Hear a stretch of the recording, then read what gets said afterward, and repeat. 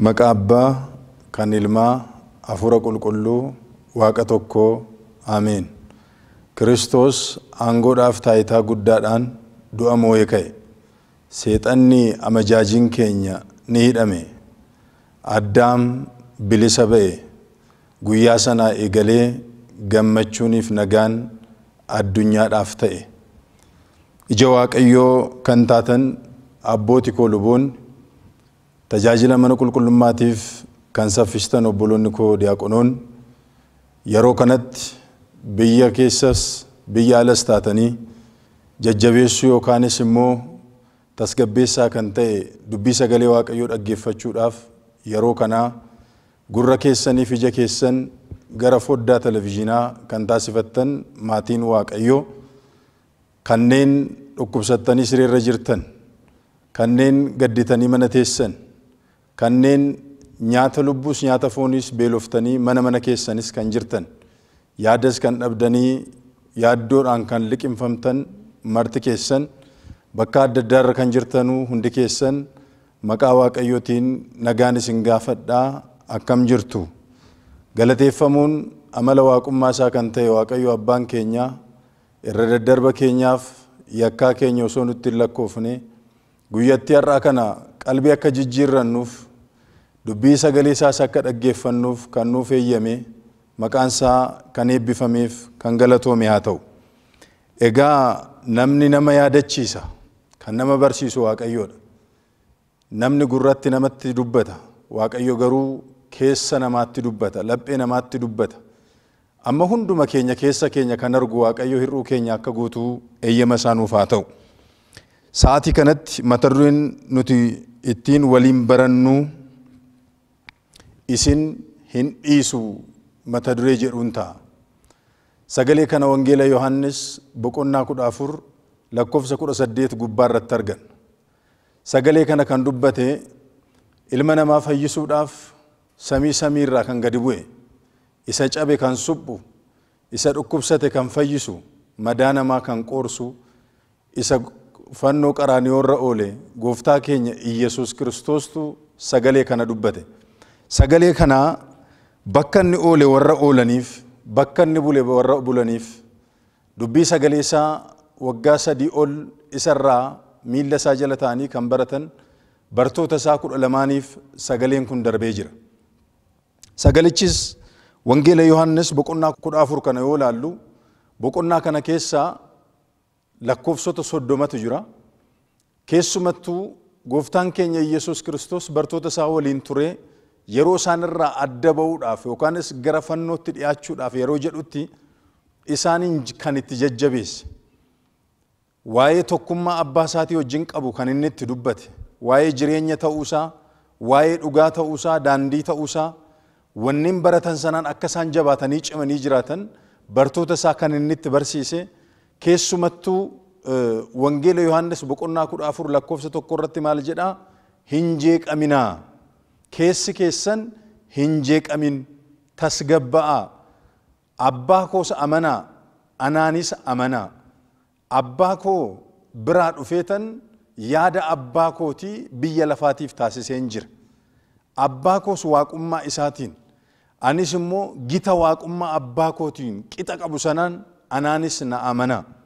Keessi keessan rakkoo isinitti dhufuun, keessi keessan jeequmsa isinitti dhufuun akka hin jeeqamne jajjabaadhaa erga jedhee booda kana booda immoo isin jajjabeessuudhaaf an deebi'ee nan dhufa. Yeroo xiqqoo isinirraan gargar ba'a. Yeroo sanatti hin gadditu. Yeroo xiqqoo booda immoo nan deebi'a. Ala sana isin hin jabaattu jechuudhaan bartoota isaatti sagalee kana dabarse. Yeroo kana bartoonni gooftaa sagaleen kun sagalee dhaamsaa waan ta'eef, sagalee ajajaa waan ta'eef, inni isaanirraa adda ba'uuf jira waan ta'eef gamanumaan yaaddoo waan jalqabaniif barnoota kana yookaan kutaa boqonnaa Wangeela Yohaannis boqonnaa 14 kana keessatti bartoota isaa hedduminaan yookaan bal'inaan isaaniin jajjabeesseeti jira. Maal jedha inni jalqabaa boqonnaa 1 lakkoofsa 1 irraa kaasnee yoo jennu keessi keessan yookaan lapheen keessan hin jeeqaminii Waaqayyotti amanaa anattis immoo amanaa. Abbaan keessan isinii wajjin akka jiru anis isinii wajjin hin jira. Iddoo immoo isiniif qopheessuuf nan deemaa jedha. iddoo qabdu isin na biraati. Warra iddoo dhabdanii miti isin iddoo qabdu. Kanaaf kanan deemu isinumaaf haala mijeessuufan deema. Kan inni kana jedhee mootummaan Waaqayyoo guyyaa gooftaan Iyyasuus Kiristoos dubbate kanarraa kaasteetiyyuu qophoofte miti. Durattuu kan qophoofteedha. Isaaniin bakki Waaqa biraa akka qaban. Addunyaa kanarraa warri bakka dhaban. Nama biraa warri bakka dhaban. Jireenya biyya lafaa kanarratti namoonni miidhaman martinu miidhaa kana keessa erga darbanii booda keessummaa'uudhaaf yookaan immoo biyya lafaa keessummaa taate kanarratti warri dhiibaman martinu abbaa isaanii biraa immoo mana ulfina akka qaban jireenya bara baraa akka qabanu gabaabumatti kan itti dubbate. Saniin booda abbaallee nutti argisiisi nuun dhugaa jedhanii Filiiphoos faan oggaa gaafatan. Naatnaa'el faanis gaaffii isaan gaafatanu yaa gooftaa garatti itti deemtu hin beeknu yeroo jedhanii gaafatanii garan itti deemu hin beektani daandiin irra deemu garuu hin beektu jedhe. Garri inni itti deemu gara abbaa isaati. Abbaa waan hin argineef hin beekan. Daandiin immoo isadha. Anaan na argitaniittu ani daandii jireenya keessaniiti. Daandiin jireenyatti nama geessa. Gooftaan garuu ani daandiidhas jedhe. Daandii du'a keessaa jireenyatti itti baan. Daandii dukkana keessaa ifatti baan. Daandii dhiphina keessaa immoo boqonnaatti baane ijaa ta'eef inni ani daandii keessani. Ani jireenya keessani. Saniin booda an dhugaadhaa ani jireenyaadha. Daandiin geesseetu jireenyatti nama geessa. Inni garuu ofuma isaatii daandiidha. Daandii biyya lafaa badiisa biyya lafaa keessaatti baane ofuma isaatii immoo inni jireenya ta'e ofuma isaatii immoo inni dhugaa nuuf ta'e akka nu boqochiisee bartoota isaa erga itti himee booda erga gorsee booda ammas bartoonni isaa yaaddoodhaan liqinfamanidha. Ijoollee Waaqayyoo wanti baay'een nu yaaddessa har'a. Jiruuf jireenyi nu yaaddessa. Balaan ammaataan yeroo ammaa kana addunyaa akka bubbee galaana irratti ka'ee kan ishee jeeqe beekumsi isaanii isaan boqochiisuu kan hin dandeenye beekumsa isaaniitiin balaa kanarraa kan ba'uu hin dandeenye ogummaa isaaniitiin falaasama isaaniitiin balaa kana yookaan dha'icha kana jala addunyaan miliquu hin dandeenye saba Waaqayyoo yeroo kana nama yaaddessa. Namni gaafa yaadda'u cinaa isaa yoo ilaale hundumta isaayyuu bu'aan qabu yookaan immoo kan nama tasgabbeessu kan nama boqochiisu hin jiru garuu immoo yoo ol ilaalan deebiitu jira. Sanaaf bartoota isaatiin akkas jedhe akka ijoollee maatii hin qabnetti ani isin hin dhiisu gara keessanitti nan dhufa yeroo xiqqoo bara xiqqoo booda yookaan bara muraasa booda immoo bara muraasa booda gara keessanitti deebi'ee nan dhufa. Addunyaan nan argu isin garuu na argitu. Kana jechuun maal jechuudha? Fannootti deemee erga du'ee du'a moo'ee ka'ee booda deebi'ee kan isaan argu yeroo muraasadha. Saniin booda immoo du'aa ka'umsa koo booda ergan ol ba'e murteedhaaf deebi'ee yeroon dhufutti isin ija amantaatiin na laaltu. Addunyaan inni na namanne oolmaa koos hin argu. Oolmaan Waaqayyoo onnee amantootaa keessa jiraata waan ta'eedhaaf. Kanaaf akka ijoollee maatii hin qabnetti ani isin hin dhiisu nuun jedhe. Galanni guddaan gooftaa kanaaf haa ta'u. Akka ijoollee maatii hin qabnetti. Mee ijoollee Waaqayyoo jireenya jiraannawooti. Mee ijoolleen maatii hin qabne maal fakkaatu? Ijoolleen maatii hin qabne namoota kaaniif boo'ichi isaanii kolfa fakkaata. Ijoolleen maatii hin qabne osoo nyaatiin nyaataniiru jedhamaniitu maqaan isaan bada. Ijoolleen maatii hin qabne daaran ba'an. Ijoolleen maatii hin qabne beelan ba'an. Ijoolleen maatii hin qabne fuulan tolan. Ijoolleen maatii hin qabne imimmaan ija isaanii irraa hin qooru. Ijoolleen maatii hin qabne bakka bulan hin qaban. Ijoolleen maatii hin qabne akka balfaa daandii irratti gatamu. Kanaaf hagam ijoolleen maatii hin qabne akka isaan miidhaman hubachiisuudhaaf seenaa jiruuf jireenya biyya lafaa irratti isaan beekan wal qabsiisee gooftaan keenya Yesuus Kiristoos isaanitti hime jechuudha. Ammas warri qofaan koo ta'e jettanii yaaddoftan. Nama hin qabu warri jettan. Abdiin qabu warri jettan. Anumaa jireenya hin qabu warri jettan. Waaqayyo bakka isin gatamtanitti isin hin dhiisu. Amanaa isa kana. Mee barumsa keenya kana akka nu gabbisuuf seenaa kitaaba qulqulluu keessaa tokko fudhanna. Wangeela Luqaas boqonnaa 10 lakkoofsa 25 kaasee haga 37tti seenaan tokko jira. Seenaan kun barsiisaan seeraa tokko gooftaa keenya Yesuus Kiristoosin qoruu barbaade yaa barsiisaa jireenya bara baraa akkan argadhuuf maal raawwadhuutti hin jedhe. Gooftaan keenya Yesuus Kiristoos isa seeraan barreeffamee jiru ati barsiisaa seeraa waan taateef wanni seeraan barreeffamee jiru maali? Maaltu barreeffamee jira seera Musee keessatti? Seerri tumamee jiru maali jennaan namichi kunis beekaa waan ta'eef beekumsa qabaa garuu qormaataaf ijaa dhufeef isa laphee isaa isa onnee isaa keessa jiru isa yaada isaa keessa jiru gooftaan waan hubateef maaltu barreeffamee jira jennaan waaqayyoo waaqa kee laphee kee tasa ta'een lubbuu kee tasa ta'een qalbii kee tasa ta'een of kenniitii jaalladhu akkasumas immoo hiriyaa kees akkasumatti jaalladhu jedheetu barreeffamee jiraattiin jedhe dhuguma jetteen dogoggorre isamma dubbatte kana atis raawwadhu ittiin jedhe gooftaan ijoollee waaqayyoo sagalee waaqayyoo isa dhageenyu meeqan keenyatu akka dhageenyatti hojiirra oolfanna laata meeqan keenyatu ittiin jiraanna laata sanaan booda namichi kun qormaataaf dhufee hubannoodhaaf hin dhufne kana oggaa deebisuu fi hiriyaan koo eenyudha inni akka kanatti kan isaaf taasisu hiriyaan koo eenyu inni akkamitti of hubatee jira namichi beekaa waan ta'eef namichi qabeessa waan ta'eef namichi ga'eessa waan ta'eef hiriyaan ka anaa wajjin wal naqixu hin jiru isaan hiriyoonni koo martinu iyyeeyyota kan na fakkaatu hin jiru qabeenyaan kan na fakkaatu hin jiru beekumsaan kan na fakkaatu hin jiru ana gitee kan na wajjin jiru hin jiru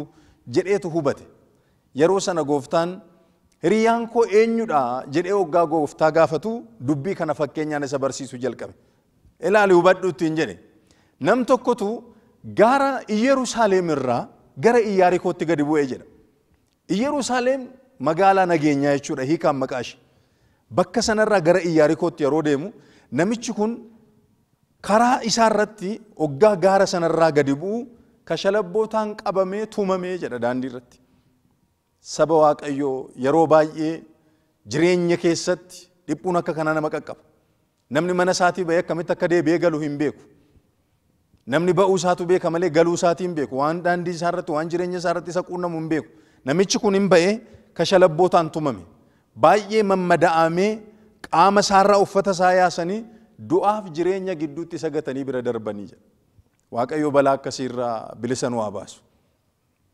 daandii irratti tumamee hin gatame saniin booda lubni tokko osoo daandii irra darbaa jiru nama dhiigaa jiru kana nama madaa'ee jiru kana nama gatame kana laaleetu cina isaarraa goreetu darbe itti goreen jedhu irraa goree darbee jedha ammas namni qomoo warra Lewii keessa namni tokkos ammas hin dhufe ammas achumatti argee namichi kun maaloo na gargaaraa jedha nama balaan irra qaqqabe yaada nama dhiigaa jiru yaada nama foonsaa cirame yaada nama qullaa dhaabbate yaada nama rukutamee kufee ciisu yaada namichi kun qofaa isaatti ijaa gatameef yeroo kana inni Lewiinis bira darbe lubnis bira darbe sanaan booda namni Samaaraa tokko qomoo warra Samaariyaa keessaa kan ta'e tokko dugda harree gubbaa taa'eetu dhufe bara kakuu moofaa namni farda gubbaarra taa'ee gaachana qabatee eeboo qabatee yoo ba'ee balaa lolaatu jira dheekkamsatu jira beelatu jira rakkootu jira labsii jedhu ergaa jedhu dabarsa namni dugda harree gubbaa taa'ee dhufe hagamillee warreen sun gabaabbattellee nageenya akka ishiin labsitu kan ittiin himamu dugda harree gubbaa taa'ee namni dhufu nama nagaati nama gaarummaa qabudha nama gargaarsa namaaf laatuudha nama aarjaadha jedhameetu yaadama yeroo kana namni Samaariyaan sun harree gubbaa taa'ee inni gaalaala jarri lukaan deemaa jiran bira darbanii innumti harree irra taa'ee dhufe kun immoo boonee bira darbuu hin barbaanne illaalee kitaabni akka jedhu qullaa ta'uusaa cabuusaa dhiiguusaa argee isa dhiisuu hin dandeenye ilaaleetu isaaf gaddee jedha waaqayyo bara kanas nutti gaddeetu jenne akka hojii keenyaatiif waaqayyo akka libsuu ijaa addunyaa kana dabarsa addunyaa kana balleessa nu laalee kan nuuf gaddu waaqayyoon qofa namni bakka kufnetti nu laale namni yakka irratti nu arge yoo jiraate namni beela keenya irratti namni hir'uu keenya irratti yoo arge yeroo baay'ee kan nutti gaddu malee kan nuuf gaddu hin jiru waaqayyoon garuu nuuf gadda laala saba waaqayyo laalee gaddee fi erga laalee isaaf gaddee booda harree isaa dhaabee achirraa bu'eetoo madaa isaa kana uffata ofirraa tiibaasee ittiin qoorsee fi achirrattis immoo zayita itti naqee fi akka madaan isaa qooruuf kana qofaa miti nama kana baadhateetoo qabateetu dugda harree gubbaa isa kaa'atee gara bultoo keessummootaa bakka keessummoonni walitti qabaman dhaqee kaa'ee sababii isaatiif diinaara 2 yookaan akka jamana keenyaatti qarshii 200 yookaan 2,000 jechuu dandeenya sababa sanaaf kaffaleetu darbee Hayyoonni mana kiristaanaa keenya dubbii kana gaafa hiikanu Yerusaalem irraa namni gad bu'e kun Addaamidha. Addaam jannata keessaa gara Si'oolitti akka gad bu'e harka seexanaatiin waggaa 5,500 akka tumame, akka rukutame, akkasuma seexanaan akka inni tumame fakkeenya isaati. Lubni dhufee bira darbe, namni Lewwii dhufee bira darbe, raajonni gaggaariin dhufaniiru balbala Addaamitti cufame kana saaquutii illee hin dandeenye, du'aa isa kaasuu hin dandeenye. Raajonni warri gurguddaan, warri angaftoonnis, warri quxisuunis duubarraan kan dhufan. Quxisuu kan jennu raajotaaf oggaa dubbannu bara isaaniiti malee umrii isaanii yookaan tajaajila isaaniiti miti kan dubbannu. Kanaaf raajonni warra baraan angafa ta'anis hin dhufanii jannatatti ilmaan Addaamiin akka deebisuu hin dandeenye. Harka kashalabbii harka seexanaatti nama tumame kana tumii Si'ool keessaa kan bilisa nu baase Waaqayyoodha jechuudha. Kanaaf ijoollee Waaqayyoo namicha kana laaltaniitti yoo ta'e namni Samaariyaa kan jedhame gooftaa keenya Yesuus Kiristoos dugda harree sana gubbaa taa'ee dhufe. Mana keessummootaa kan jedhamte mana kiristaanaati. Diinaara kan jedhamte kakuu moofaaf kakuu haaraadha. Sababii kanaatiif namni achi keessummeessu immoo luboota, tiksee uummataa, tiksee kiristaanotaa, isaan tiksee warra gurguddaa, tiksee daa'immanii, tiksee dargaggootaa, tiksee maanguddootaa kan ta'an isaan immoo wangeela kana kakuu moofaaf kakuu haaraa sooraa haga dhufaatii gooftaatti akka isaan ittiin eegan kan isaa olii akka inni kafaluu danda'u kana nutti himaa jechuudha. Kanaaf nu dhiisee namni Samaariyaan gaariin sun nama tumame sana bira akka hin darbine Waaqayyo har'a nu bira hin darbu. Har'as Waaqayyo nu bira hin darbu. Nuti garuu isin hin dhiisu kan nuun jedhe abbaa nu jaallatu qabna. Kanaaf abbaan keenya inni maaliif nun dhiisu yoo jettanii abbaan keenya gara laafessa. Abbaan keenya gara laafessa. Waaqni keenya gara laafessa. Akkas jedheetu barreeffamee jira. Asii kitaaba seenaa isa lammaffaa boqonnaa 7 lakkoofsa 14 irraa kaasnu yoo ilaalle sabni maqaa kootiin waamame of gadi deebisanii yoo na kadhatanii fuula koo yoo barbaadanii daandii ammeenyaa irraa yoo deebi'anii samii irra taa'ee nan dhaga'a. Cubbuu isaanii nan dhiisaa lafa isaanii nan fayyisaadha. Galanni guddaan Waaqayyoodhaaf haa ta'u. Maal nutti himaatu jira? Waaqayyo gara laafessadha. Waaqayyo garaan jabaatu. Qulqulluun Daawitis sagalee kana irra deebi'eetoo oggaa nutti himu faarfannaa Daawit irratti Waaqayyo warra lapheen isaanii cabeef dhiyoodha. Warra yaadi isaanii cabe, warra qalbiin isaanii cabe. Amma gaara hanga godaatti, Awurooppaadha hanga Afrikaatti, gaggeessaadha hanga gaggeeffamaatti. Yeroo muraasallee haa ta'u malee namni qalbiin isaa hin cabne hin jiru sababii dhukkuba kanaatiin, sababii balaa kanaatiin namni keessi isaa hin tuqamne hin jiru. Hundumtuu akka bakakkaan akka tasaa samiirraa balaqqeessa'etti namni hundumtuu jijim jedheera. Namni hundumtuu keessi isaa na'eera. Garuu naasuun kun sababii dhukkubi nu wajjeessu nutti dhufeef osoo hin taane kan ta'uutii qabu. Kanaan fuulduratti illee kanaan duratti illee hundaa kan danda'u Waaqayyoon akkasitti sodaatamuu qaba. Ogummaan inni jalqabaa Waaqayyoon sodaachuudha. Baay'een keenya sodaa Waaqayyoo irraa dugda deebineerra. Waaqayyoon sodaachuun dhiisne. Warri taayitaarra ta'anii taayitaa isaaniitiin Waaqayyoon sodaachuu, kan daldalu daldala isaanii keessatti Waaqayyoon sodaachuu, qotee bulaan qonna isaa irratti Waaqayyoon sodaachuu, horsiisee bulaan Waaqayyoon sodaachuudha qaba. Waaqayyoon sodaatamaa ta'a taanaan, Waaqayyoon sodaatama taanaan balaan dhufeen deebi'a. Ummata biyya Nanawwee yoo fudhattan, balaan isaan irraa deebi'e soomaaf kadhannaadhaan. Of gad deebisanii Waaqayyoon fuulduratti kadhatan. Ammas yoo sabni koo deebi'e hangara isaaniitti han deebi'an. Waaqayyo gara laafessadha. Gara laafessummaan Waaqayyooti akka badii keenya akka cubbuu keenyaa kan nutti hin lakkoofsisiisne. Kanaaf saba Waaqayyoo hamma isa deebinu. Isaayyaas raajichi boqonnaa 55 lakkoofsa 6-9 irratti sagalee akkas jedhu nutti meetu jira. Waaqayyo yeroo inni dhiyoo jirutti barbaadaa waamaasiidha. Waaqayyoon dhiyaate jechuun maal jechuudha? Waaqayyo waaqa dhiyooti jechuun gurri isaa nu dhaga'uudhaaf uumama isaa waan taaneef of fakkeessee waan nu uumeef Waaqayyo isa nu uume caalaa isa nu fayyiseetu arjummaan isaa irra guddeessa waan ta'eef Waaqayyo dhiyoo jira jechuun ayyaanni Waaqayyo yeroo dhiyaatu, araarri Waaqayyo yoo dhiyaatu, amma Waaqayyo nutti dhiyoo jira. Akkamitti nutti dhiyoo jira Waaqayyo? Tokkoffaa dhalachuudhaan foon keenyaa wajjin wal simachuu isaatiin gooftaan nu wajjin ta'eera. Nutti araarameera. Kanaaf gara Waaqayyootti dhiyaachuun amma nurraa barbaachisa. Inni lammaffaan yeroo isin qalbii jijjiirrattanii gara Waaqayyootti deebitan Waaqayyo dhiyoodhaadha. Kanas gara waaqayyootti dhiyaannee waaqayyo isin hin dhiisu waan ta'eef waaqayyoon hin dhiisina saba waaqayyo. Waaqayyo waan nu dhiisneef waaqayyoon hin dhiisina. Wanti nurraa barbaachisu waaqayyo gara laafessadha. Nutis gara jabaattota hin taanu. Wangeela Luqaas boqonnaa 6 irratti qulqulluun Luqaas oggaa dubbatu akkas jedha. Wangeela Luqaas boqonnaa 6 lakkoofsa 36 irratti abbaan keessan gara laafessa waan ta'eef isinis gara laafota ta'a. Baay'een keenya garaa walitti jabaan. Kan beela'etu ilaallu garaa jabaan. Kan abdii murateetu ilaallu garaa jabaan. Namni namatti garaa jabaata. Namni kan beela'etti garaa jabaata. Namni kan dhiibametti garaa jabaata. Maaloo gara laafota haa taanu. Waaqayyo garaa nutti laafeera. Kadhannaa keenya keessattis warra nu yakkaniif yakka isaanii akka dhiisnu yaa Waaqayyo atis yakka keenya nuuf dhiisi jenneetu kadhan. Kanaaf saba Waaqayyo nun dhiisne sababii Waaqayyo nun dhiisneef nutis Waaqayyoon dhiisuun nurraa ni gama. Dhukkubni amma nutti ka'e kun, dhukkubni bala'amaan amma nutti dhufe kun bu'aa nuti Waaqayyoon dhiisuurraa kan ka'edha. Israa'el jireenya isaanii keessatti yeroo Waaqayyoon dhiisanuu dha'icha adda addaa isaan irratti ka'eera. Biyyi Misir Waaqayyoon dhiisnaan dha'ichi 11 isaan irra ga'eera. Israa'eloonni yeroo isaan Waaqayyoon dhiisan Midiyaamonni ka'anii midhaan isaanii jalaa gubaniiru. Horii isaanii isaan jalaa balleessaniiru. Jireenya isaanii isaan jalaa balleessaniiru. Namni yoo Waaqayyoon dhiisu rakkoo guddaa keessa gala. Kanaaf gara Waaqayyootti deebi'uutu, gara Waaqayyootti dhufuutu nurraatii barbaachisaa jechuudha. Inni kan biroo qalbii jijjiirrannee gara Waaqayyootti deebi'uutu nu barbaachisa.